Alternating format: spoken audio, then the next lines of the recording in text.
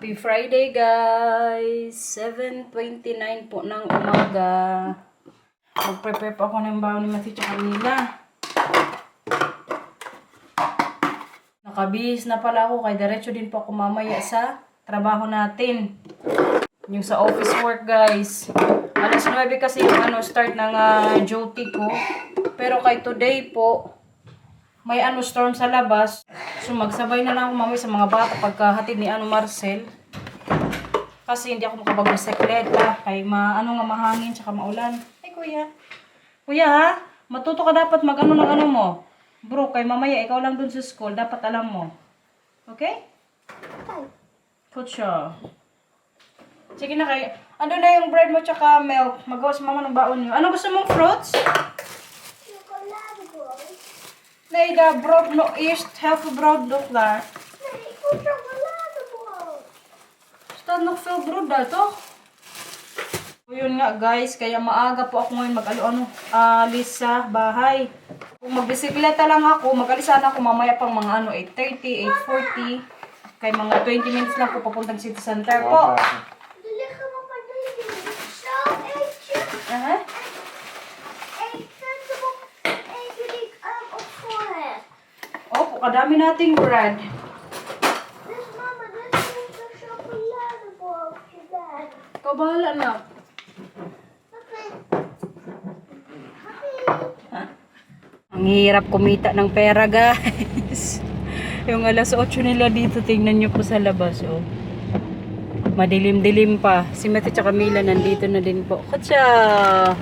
8:13 pa lang ng umaga dito. Yung duty ko, mga 9 AM pa naman. Pero may sariling susi naman po ako sa office. So magpasok na lang ako dun mamaya. Si Steph, baka mamaya pa yung mga 9. Balik kay Friday man today, yung oras ko lang sa kanya ngayon, 2 oras lang from 9 to 11. Kasi alas 12, mag-work din po ako sa store. So may 1 oras akong gap para makapag-lunch din. Hirap kumita ng euros guys. Hindi man kalakihan ng sahod pero at least kung baga may nagpo-provide din ako sa sarili ko, hindi na ako maghingi kay Marcel. Lalong-lalo na yung para din po kala nanay, yung sa pamilya ko dyan sa Pilipinas kapag may mga kailangan. Hindi na ako mag-isip or hingi-hingi pa sa asawa ko. Kumbaga, ako mismo yung nagpro-provide para sa mga pangangailangan. Kita nyo yan guys, di ba kaulan? Lapit na tayo sa school ni Kuya tsaka Mila. Andito na tayo sa office guys. Wala pa po dito sa Steph. Nandito yung natin guys, area kung saan ko po o saan niya ako tinuturuan para sa mga lahat ng online orders at iba pa. Tapos dito ko naman po binabalot yung mga orders po online. Diyan, magtayo-tayo ka yan dyan. Kailangan pa namin bumili ng lagayan ng plastic na to. Tapos yung sa may dulo po, yan po yung namin, kumbaga stock room para sa mga product. Tapos dito, lalagyan pa daw niya to dito ng table para dito kayo mag-lunch minsan. Tapos yung pinaka namin guys, kitchen. Hugasan lang. Pero kay kalaki ko dito office na to guys. Lahat po tong na to, kumbaga pinapakita ko sa inyo. Isang office pa lang yan. Meron pang isa po doon sa may banda. Yan yung office ni Stephanie. Kung mag-aayusin niya pa yun doon banda. Kaya ngayon po kasi kalilipat niya lang this month. Nung January 6 ata, nung nagbete si Mila. So ito siya guys. Ito yung ko dito, computer. Kadami good kailangan gawin. Mga administrations. Diyan talaga ako nagcha-challenge, pero yung sa pag-balot-balot lang ng mga orders, wala akong problema. Pero kailangan ka din magaling. So ito nga yung mga products niya guys. Katulad nito. May calendar.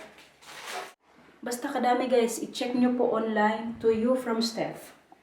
Try nyo kung pwede kayong mag-order kung saang bansa man po kayo. Mapa Canada, Australia, US, Japan, parang pwede. Check nyo lang po kung gusto nyo lang ha. Pag mag-order kayo, ako mismo yung magbabalot. 8:45 pa lang yun dito, kaya nakapag-vlog din po tayo. Wala pong problema kung mag-vlog ako dito guys. Kalawak, di ba? Ang kagandahan lang kayo, 2 lang po talaga kami dito. Tapos pag marunong na ako sa lahat ng mga anik-anik, iiwanan na niya na daw ako dito mag-isa. Tapos doon na siya sa sarili niyang office. Kumbaga isang building pa rin kami. Tapos pag may mga tanong ako, yun yung pupunta ako sa niya, pinaka main office nga. Mas maliit na yung office niya kaysa dito eh. Pero kaya dito nga kasi yung yung lagay ng mga products na binibenta online. Marami pa po yung kailangan niya gawin dito guys. Kaya kalilipat nga lang po na Stephanie. Yung dito po banda, wala pang ilaw yan dyan. Kaya lalagyan pa po niya. Kaya bago lang po talaga siya sa business na to. I mean sa building na to. Pero kayo sabi niya, slowly magpo-provide siya ng mga dito gamit. Nag-message nga sa akin siya ngayon. Malilate daw siya kay nakalimutan niyang i-charge yung niya e-bike. Buti na lang ako, nakasabay ko yung Marcel, hindi ko na kailangan bisikleta kay kaano ko sa labas, kaulan. So ngayon, kaya wala pa po si Stephanie. Ang gagawin ko ngayon, mag-assemble ng mga boxes na nilalagyan po namin ng mga orders. Kaya isa din po ito sa task or responsibility na kailangan ko magawa dito. Kumbaga kailangan laging enough yung mga supplies namin.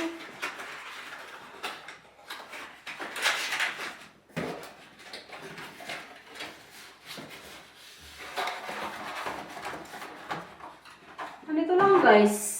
Simple lang. Kadali lang po mag-assemble ng box na to. Ang na-challenge lang talaga ako sa trabaho to guys, yung sa administration nga.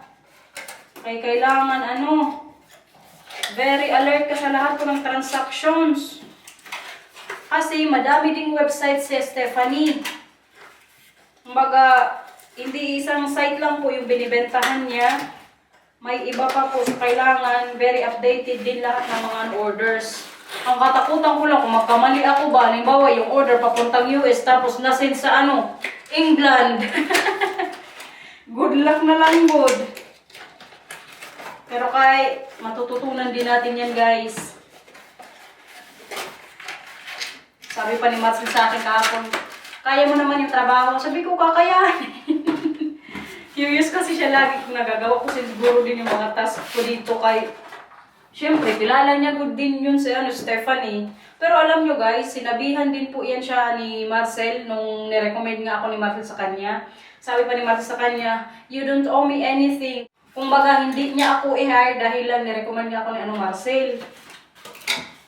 Dapat, alam ko din yung mga yung gusto niyang magawa gusto niyang i-hire na employee.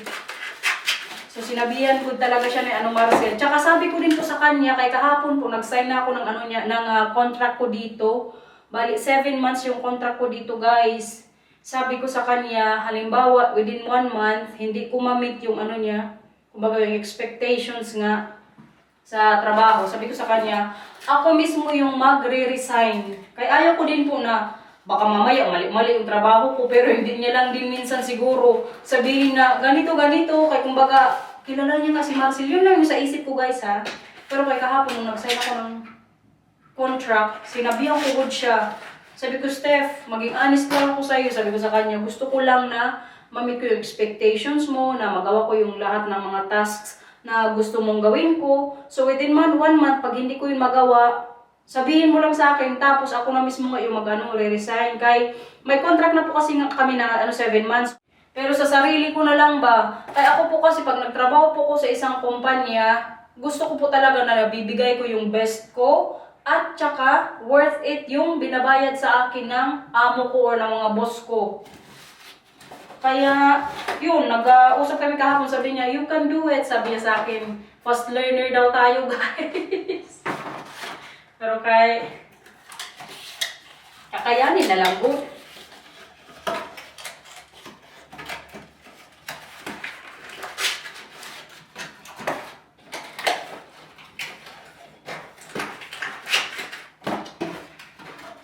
Basta guys, mag-order din kayo kay para may kita din yung boss ko. Enough na siguro to. Ubusin ko lang to, tapos magawa naman ako ng maliliit ko siya. Yung sinabi ko pala sa inyo kanina guys, na sinabihan ni Marcel sa Stephanie na you don't owe me anything. Kasi, nung time po na naghahanap si Stephanie ng trabaho, kung saan si Marcel nga nag-work, kumbaga si Marcel po sa kanya yung nag-hired, Tapos, binigyan din siya ni Marcel ng ano, kumbaga, contract na permanent na siya. So, yun nga, sinabihan siya ni Marcel na, you don't owe me anything. Kung hindi ko magawa yung trabaho ko, tanggalin mo. Kaya, kumbaga, gusto ko rin po talagang gawin yung best ko para din, ano, kuha natin tong job na to. For the long run na rin siguro, guys. Okay, feeling ko tama man yung ginagawa namin dito, guys. Or tama yung ginagawa ko. Slowly but surely po na unti-unti po akong natututo sa mga gawain dito. Ang sabi pa sa akin ni Marcia kagabi, di ba gusto mo ng mga administration na job? So ngayon, kailangan galingan mo sa trabaho nga daw. Kaya sabi ko din po kasi sa kanya talaga before pa. Kaya tinanong niya kung ano mga gusto kong trabaho dito sa Holland. Sabi ko sa kanya, gusto ko office job. Pero kay mahirap man po dito makahanap ng ano, basta-basta kasi po kailangan marunong kayo mag-Dutch. Tapos, syempre, pag computer ka, kailangan Dutch din yung basahin mo doon. So, hindi po talaga basta-basta. Kaya, kaganda po talaga na, yun nga, naghahanap si Stephanie ng trabaho, ng employee, tapos English pa. So, medyo better yung English natin kaysa sa ano, Dutch. Yun nga lang, kaya yung mga grammar, guys, imbis na diretso, bumalik ko. Baka paparitin na yun sa ano, Steph. A few moments later. Wala talaga yung panahon ngayon dito, guys. Katatapos ko lang po mag-work doon sa ano natin, trabaho. May dala ko ngayong 3 orders. Idaan ko po ito sa ano, parcel. Kaya kailangan tumasin sa ano, customers. Pero kaya ito yung area ko sa so pagkatapos ko po ngayon drop neto ano natin orders. Diretso tayo ngayon sa ano, pangalawang trabaho natin. Yung sa store. Grabe ka ulan, guys. Nabuang na yung panahon ngayon dito ba? Pero kay, laban lang. Ulan lang to. Siwaray ako. Hindi tayo patitinag. Kain, guys. Mag-lunch na po tayo ngayon. Nandito na ako sa trabaho. Kumuha na lang ang tubig.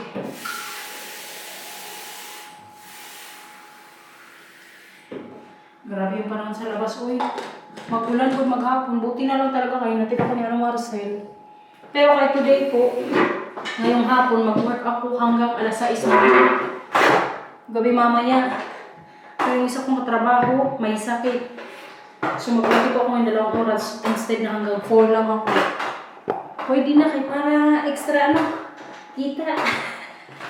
Bali kanina pala, dumaan ako sa may bilihan ng lumpia. Kaya today po ay Friday, so may market day. So ito man yung lunch ko, guys. 2 lumpia. 4 euros yung binayaran ko.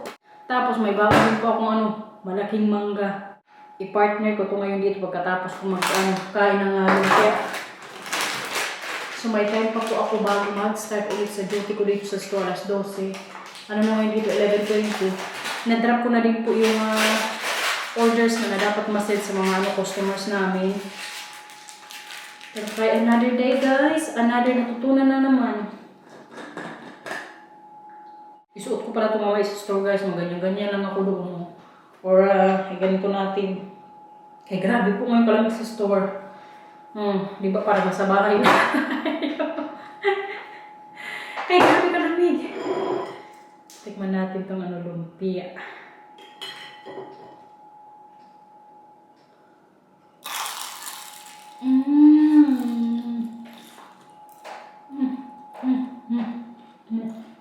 Amen.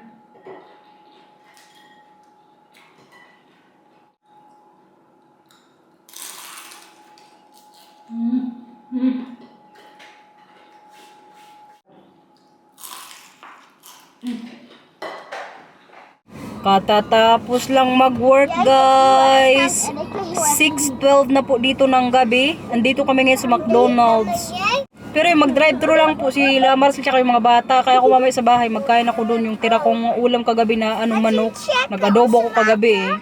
So yun na lang yung kainin ko mamaya. Mabilisan na lang good mamaya yung dinner natin kay may badminton pa ako ngayong gabi.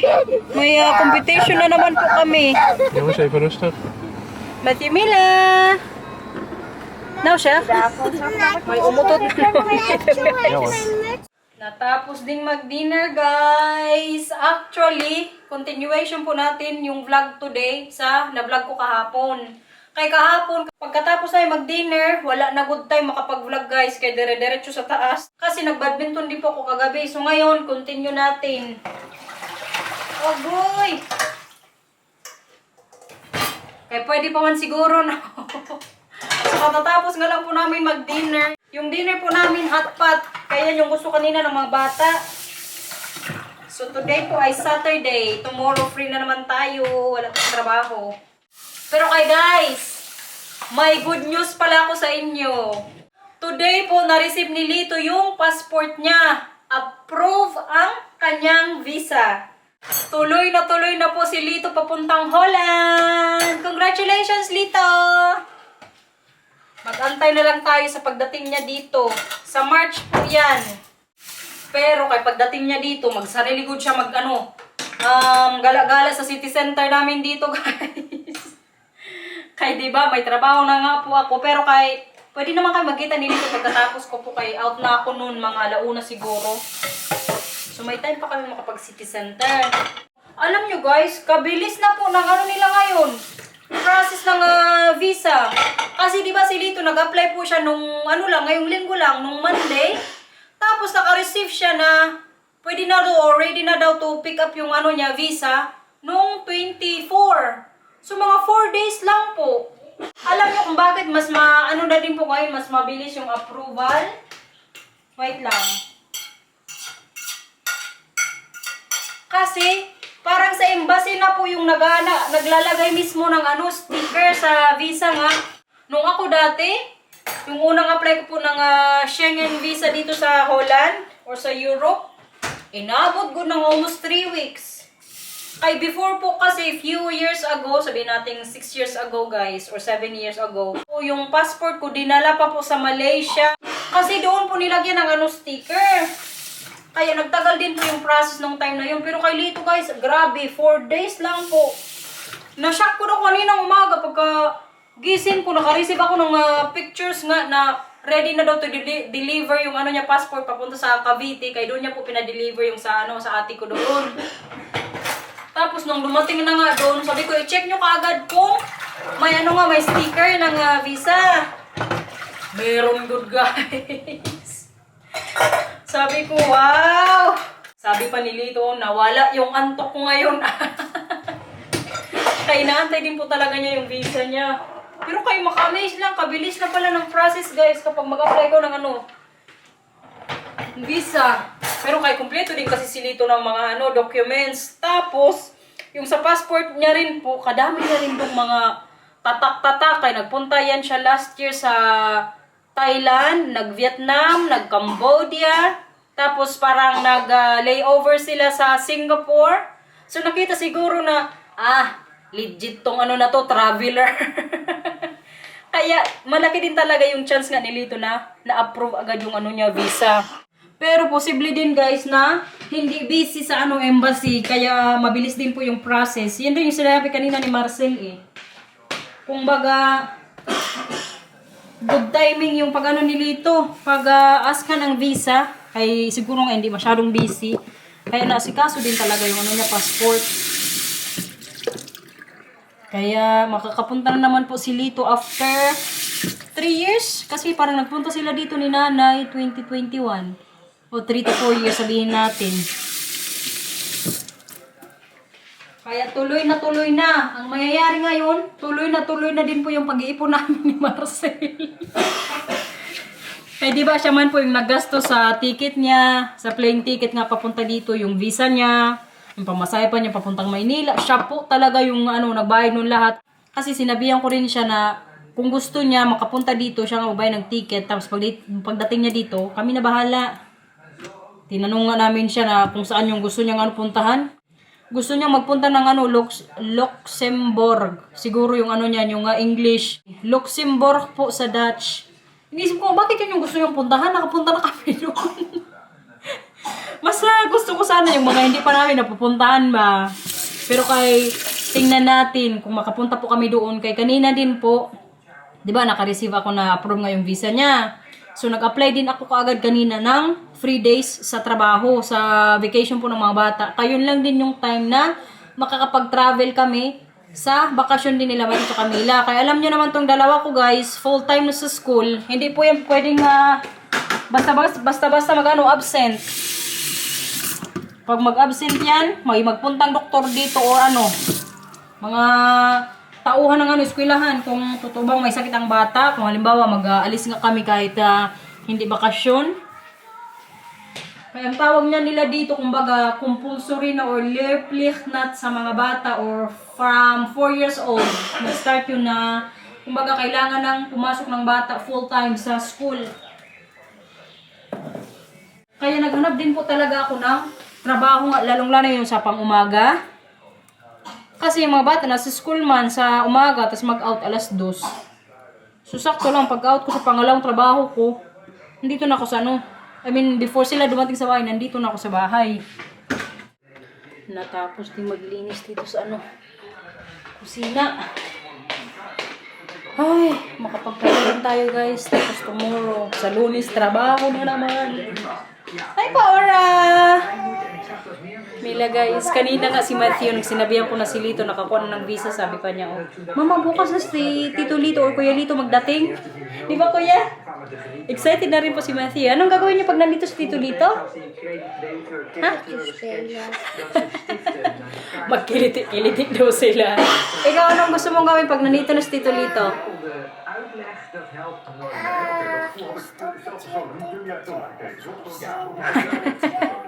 Okay. Good luck na lang good kay Lito pagdating niya dito guys. Grabe, isang buwan na lang po. Isang buwan. Tapos siguro sabihin natin mga weeks. Nandito na si Lito. Kayong dating niya po dito March 2nd week. Kaya very excited na rin ako guys. Yung nga lang maka-pressure din mag-ipon-ipon. Yung visa po na binigay po pala sa kanya, yung 90 days lang guys, hindi yung 5 years na minsan magbigay po yung embassy. Pero okay lang, at least makapunta talaga siya dito this year. Tapos ipon ulit, magpunta siya ulit dito kung kailan niya gusto. Basta alam na niya yung agreement, siya lagi sa ticket, sa visa, tapos pag nakuha kami na lahat. Guys, may gusto na nga pakita sa inyo si Mila. Anong pakita mo sa kanila? Please like and subscribe. Bye-bye. Thank you for watching. Bye-bye.